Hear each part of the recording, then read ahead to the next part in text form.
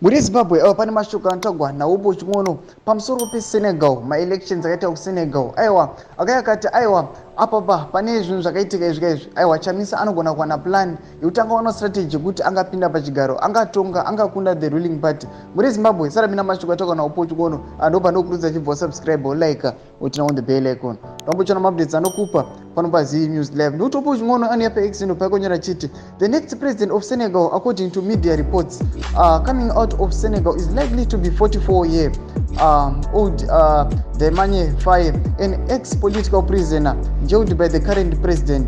But this victory is not coming on a silver platter on the opposition movement. When the opposition leaders were in jail, the opposition movement took to the streets defying the fear of the military. When the current president attempted to postpone elections, the people took to the streets again.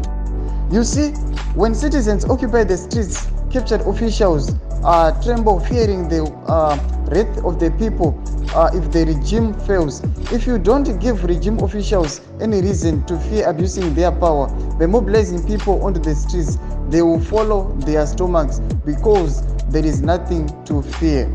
Ndo mashoko akaita kana upo chikona achiti aiwa vanhu kuSenegal vaikasikatombochikutonopinda mastreets pana vaiona kuti aiwa vanhu vanovamirira mupolitics vachikepchiwa aya vaitonopinda mumastreets votonodemonstrata vonoita zvavanoita. Ndo mashoko aita kana upo chikona achiti aiwa kuti Chamisa akwanise kupinda oka vanhu vafanira kutonopindawo mumastreets votokwanisa kutonodemonstrata. Muri Zimbabwe tiudzei mafungiro enyu munoti kudii pamusoro pemashoko aya atagwa naupo chikona. Aiwa pindai kucomment section medu tiudze mafungiro enyu, musangana kusubscribe like utina on the bell icon. Tambochona updates andokupa pano pa Z News Live.